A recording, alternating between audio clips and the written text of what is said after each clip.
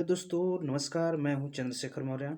Teaching aptitude का practice set लेकर आया हूं। इससे पहले आप लोगों ने थ्योरी देख चुके होंगे और उस थ्योरी से बाहर कोई भी प्रश्न आपका नहीं बनेगा, ऐसी उम्मीद मेरी है।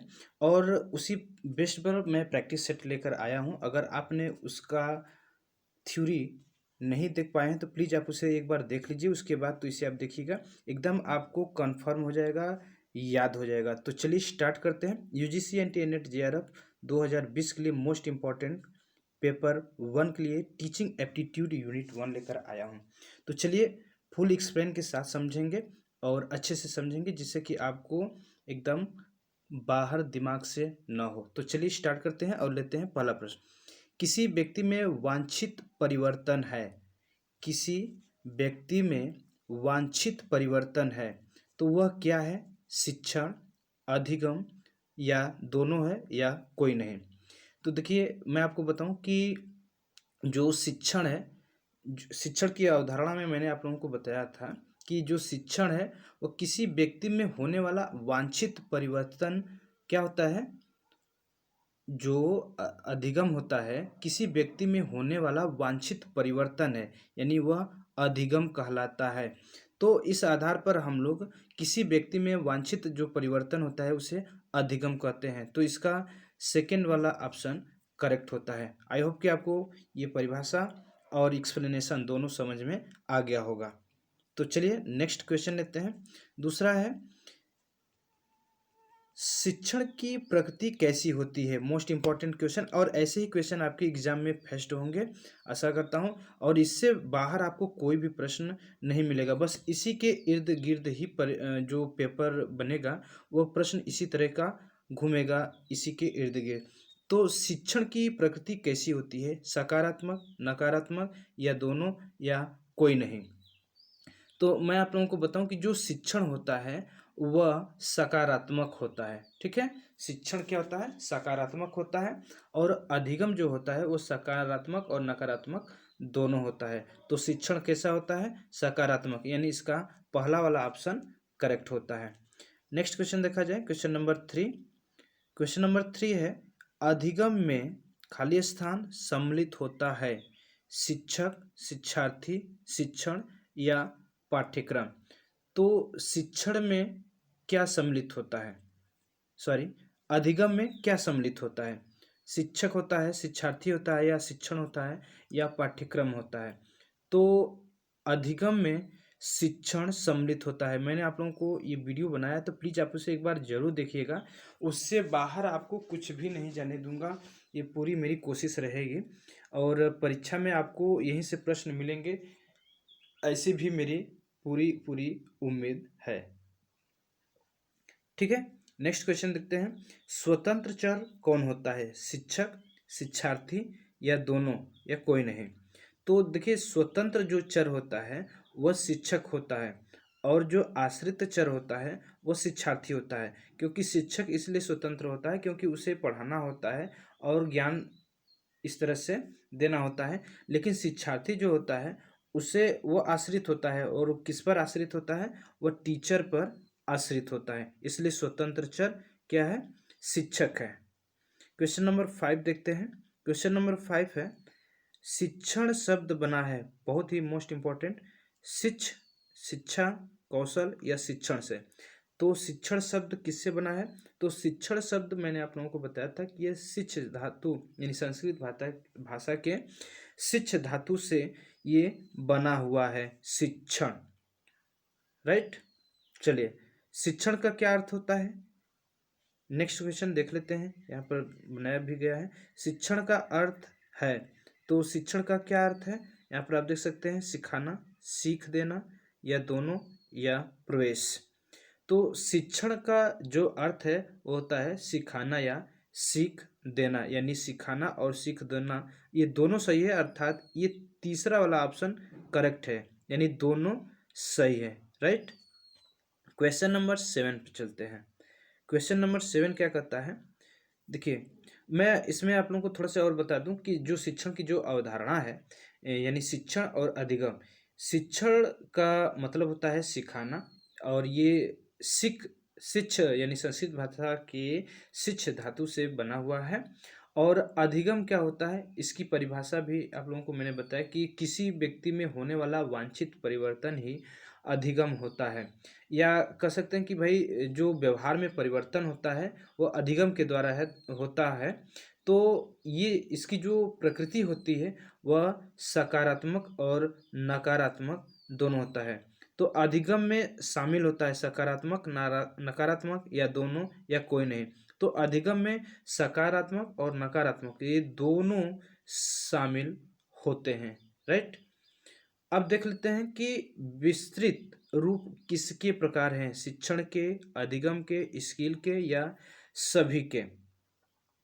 तो इससे पहले मैं आप लोगों को थोड़ा सा बता देना चाहता हूँ कि जो शिक्षण का जो अर्थ होता है सिखाना या सीख देना, सिखाना या सीख देना, ये मानवीय मूल्य, मानवीय क्रिया, सामाजिक क्रिया, सकारात्मक उद्देश्यपूर्ण क्रिया, इन पर ये आश्रित होता है शिक्षण। ठीक है, ये शिक्षण इस पर मानवीय मूल्यों, मानवीय क्रिया, सामाजिक क्रिया, सकारात्मक या उद्देश्यपूर्ण क्रिया, इन पर ये आश्रित होता है।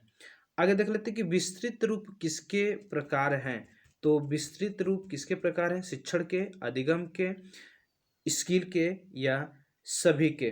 तो जो विस्तृत रूप है ये शिक्षण के प्रकार होते हैं। देखिए मैं आपको बताऊं कि शिक्षण जो है वो वह एक मतलब इस प्रकार से कह सकते कि there are two types of the मतलब ये जो शिक्षण है ये दो प्रकार के होते हैं। एक तो होता है विस्तृत रूप और दूसरा होता है संकुचित रूप। ठीक है, तो संकुचित का जो मतलब होता है वो होता है एकदम से छोटा। ठीक है, छोटा, संकुचित का मतलब होता है छोटा। और विस्तृत का जो मतलब होता है वो होता है ह्यूज यानी बड़ा, विशाल।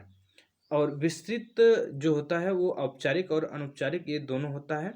और संकुचित जो शिक्षण होता है वो औपचारिक होता है। औपचारिक का मतलब अगर नहीं समझ में आया है तो मैं बता देता हूँ कि औपचारिक का जो मतलब होता है वह उद्देश्य पूर्ण होता है और अनौपचारिक का मतलब होता है उद्देश्य नहीं, मतलब उद्देश्य इसमें अनौपचारिक में नहीं होता है और औपचारिक में उद्देश्य होता है, राइट। अगर मैं आपको बताऊं कि अधिगम क्या होता है और शिक्षण, तो देखिए दोनों में अगर मैं डिफरेंट बताऊं आप लोगों को तो अधिगम और जो शिक्षण है इसी पर ये पूरा क्वेश्चन बेस्ड है। तो अधिगम जो होता है वो लाइफ टाइम तक चलता रहता है। जैसे कोई वृद्ध भी व्यक्ति रहता है तो भी कहता है ना, हम सीख रहे हैं।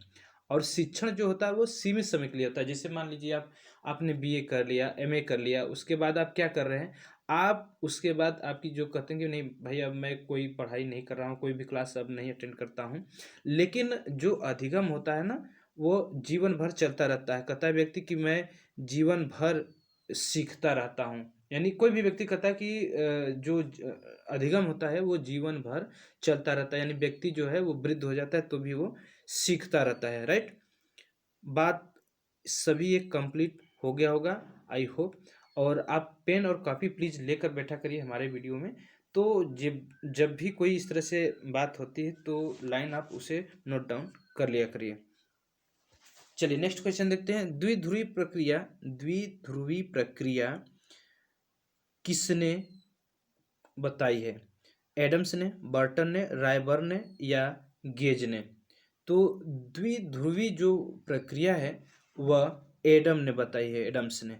किसने बताई है, एडम्स ने। एडम्स ने बताया भाई कि जो शिक्षण है वह द्विध्रुवी प्रक्रिया होती है। और वो कैसे होती है उसे भी आप देख लीजिए, चित्र के माध्यम से आपको समझ में आ जाएगा।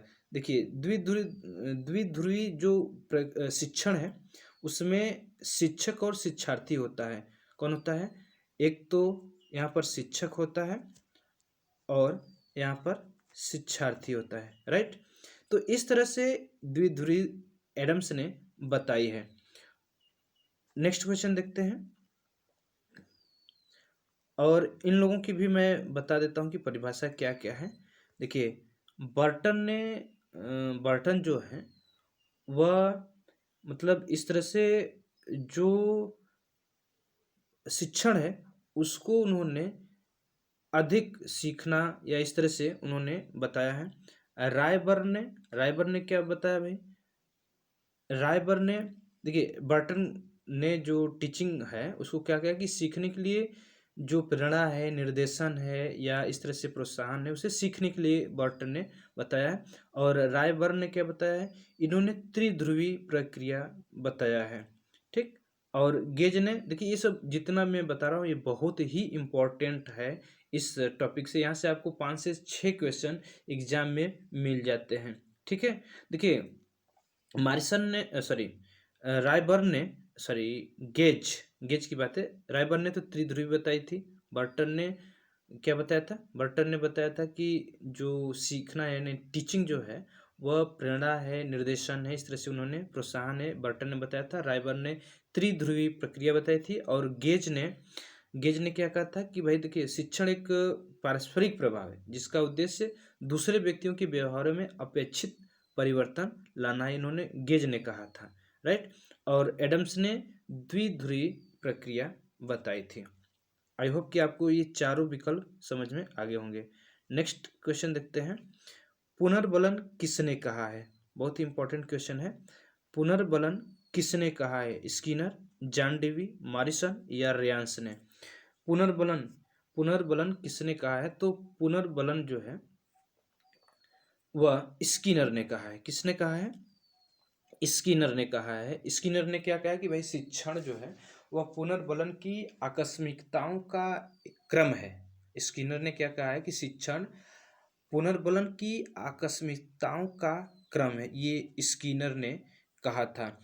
और इसमें अगर मैं बात करूं कि जो पुनर्बलन है स्किनर के द्वारा ये दिया गया था और ये बहुत ही इम्पोर्टेंट है और ये अक्सर एग्जाम में आपके पूछ लिया जाता है। राइट। अगर मैं बात करूं जॉन डेवी की, तो जॉन डेवी ने शिक्षण की त्रिध्रुवी प्रक्रिया होती है ऐसा उन्होंने कहा था। जॉन डेवी ने इस तरह से, फ्रेश बना देता हूं एक मिनट, त्रिध्रुवी प्रक्रिया, ये मैं इमेज बना दे रहा हूं आपको। तो यहाँ पर होता है शिक्षक और यहाँ पर होता है शिक्षार्थी और यहाँ पर होता है पाठ्यक्रम। ठीक है, यहाँ पर होता है पाठ्यक्रम। ये आपका होता है शिक्षण, शिक्षार्थी और पाठ्यक्रम। ये त्रिध्रुवी प्रक्रिया जो है वो जॉन डेवी ने बताई थी। राइट। चलिए अगर मॉरिसन की बात करें तो मॉरिसन ने क्या कहा था, तो मॉरिसन ने, देखिए जितना भी मैंने इसमें विकल्प दिया है बहुत ही इंपॉर्टेंट है, इनकी परिभाषा भी पूछ लेता है और इस तरह से। तो मॉरिसन ने क्या कहा था कि देखिए एक कम परिपक्व व्यक्ति अधिक परिपक्व व्यक्ति के संपर्क में जब आता है तो कम परिपक्व वाला व्यक्ति अपने आप को परिपक्व करता है, यानी उसके साथ अपने आप को रिलेट करता है, यानी उसके साथ ज्ञान को, अपने ज्ञान को बढ़ाता है, यानी उसके ज्ञान के साथ अपने ज्ञान को बढ़ाता है, यानी उसके ज्ञान जैसा बढ़ाता है। फिर से एक बार समझ लीजिए, एक कम परिपक्व व्यक्ति जो होता है वो अधिक परिपक्व वाले व्यक्ति के संपर्क में आता है और जो कम परिपक्व वाला जो व्यक्ति होता है वो अधिक परिपक्व वाले व्यक्ति के साथ अपने ज्ञान को क्या करता है, उसके ज्ञान जैसा बनाता है यानी बढ़ाता है। राइट। ये मॉरिसन ने कहा था। रियांस ने क्या कहा था, इसने कहा था कि भाई दूसरे को सिखाने, दिशा निर्देश देने एवं उन्हें निर्देशित करने को ही शिक्षण कहा जाता है, यानी इस तरह से रियांस ने कहा था। नेक्स्ट क्वेश्चन देख लेते हैं। स्मिथ ने शिक्षण को कैसे परिभाषित किया?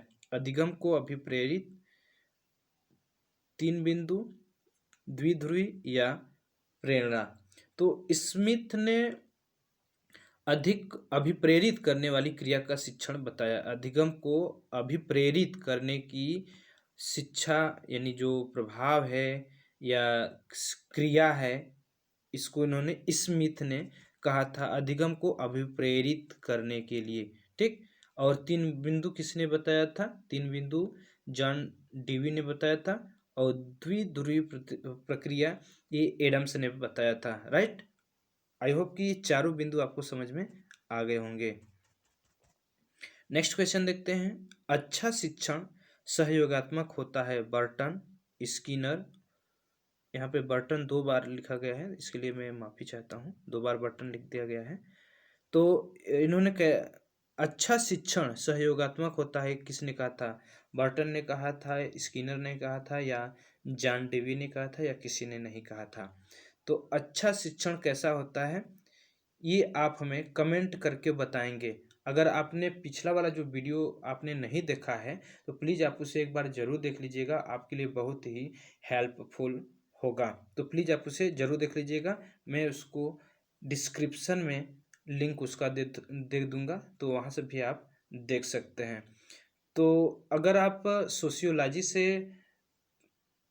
प्रिपेयर कर रहे हैं, तैयारी कर रहे हैं यूजीसी एनटीए नेट, तो हमारे चैनल एजुकेटर आप सोशियोलॉजी पर जाइए, वहाँ पर प्रतिदिन प्रैक्टिस सेट थ्योरी दी जाती है। आज भी आपको बहुत ही बेहतरीन यूनिट 3 का दिए जा रहा है, बहुत इंपॉर्टेंट है, तो प्लीज़ आप जाकर देख लीजिएगा। उसका भी लिंक मैं आपको डिस्क्रिप्शन में दे दूंगा, तो वहाँ पर यूनिट वाइज आपको मिलती रहती है। तो मिलते हैं नेक्स्ट वीडियो में, तब तक के लिए जय हिंद, जय भारत।